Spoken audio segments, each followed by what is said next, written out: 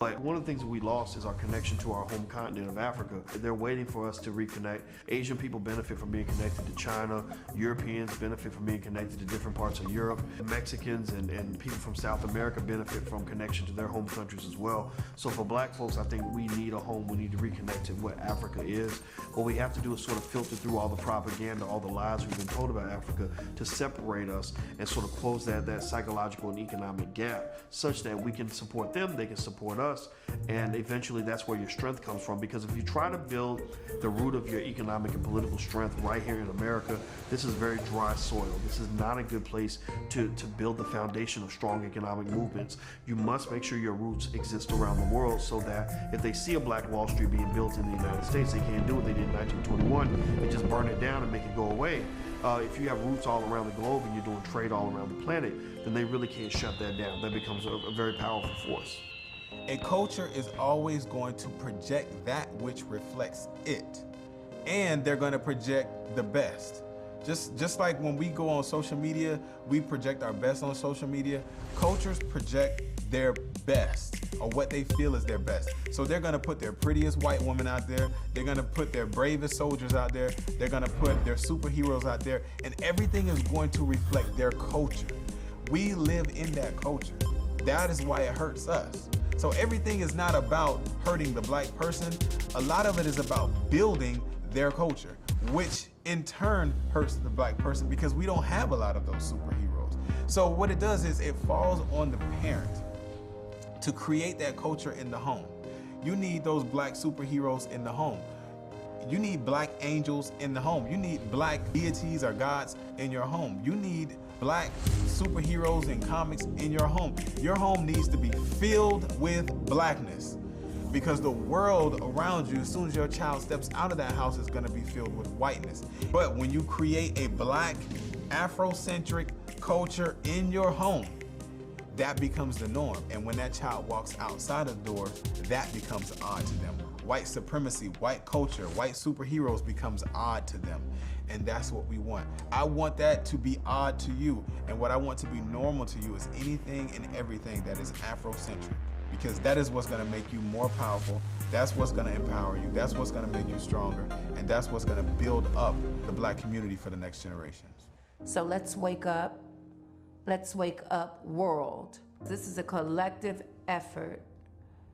We need all hands on deck. If your white friends cannot understand the struggle and the series of events that are going on around you, and if you're feeling as if though when you say Black Lives Matter, that means you're anti-cop, or now that you're anti-white, that's not your responsibility. Let that burden be their burden.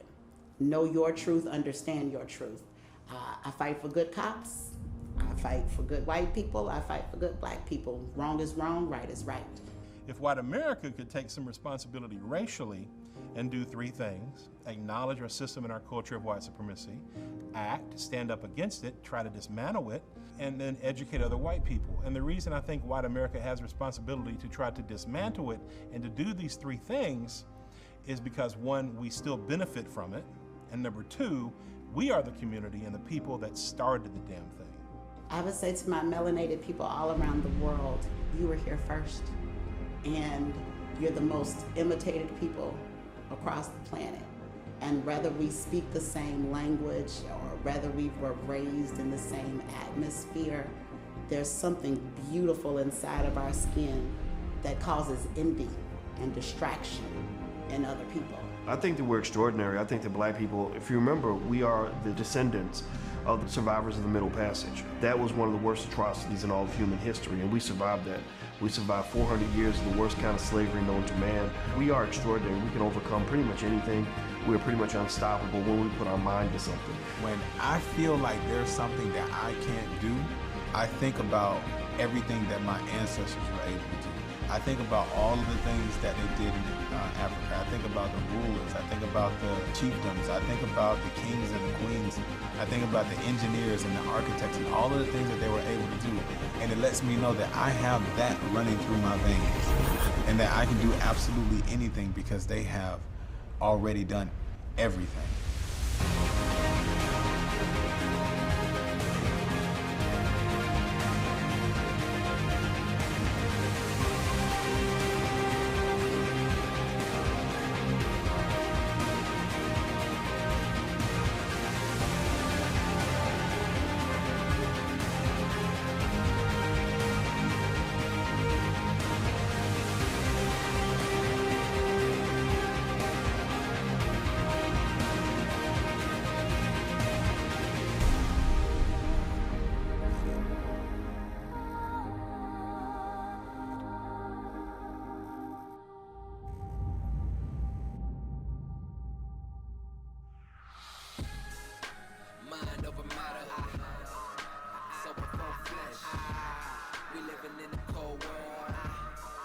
take your heart at your chest.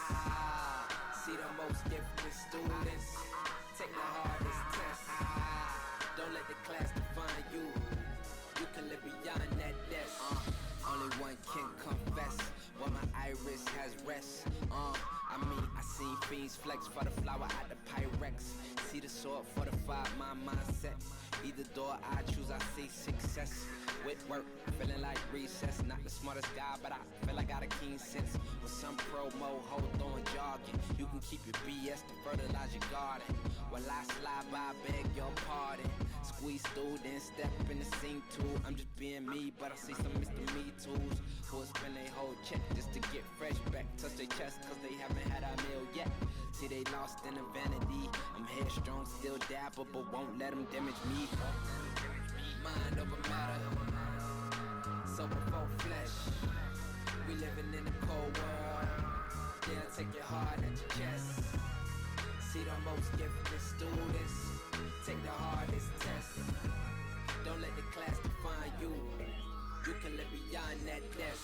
Now everybody wanna party hard. The radio and TV's all Mardi Gras. In my section I seen what you never saw. In person, only on projectors. Prayers to the Most High, hoping He protect us. Bullets don't have names and can't get deflected. Red, blue, black flag will snatch your necklace. So don't come shining unless your sunscreen protected. Reckless detection of out of bounds flexing can get you on the news on witness protection.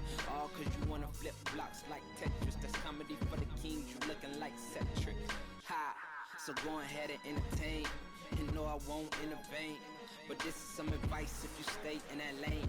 Remain low key and don't give your real name. Man, mind over matter. So before flesh. We living in a cold world. Yeah, take your heart at your chest. See the most gifted students, take the hardest test. Don't let the class define you. You can live beyond that desk. They got your third eye, bitches so sold up. Cameras taking pictures on the corner. Strippers tryna meet they quota. Dealers tryna find a boulder. They got your third eye, bitches so sold up. Cameras taking pictures on the corner.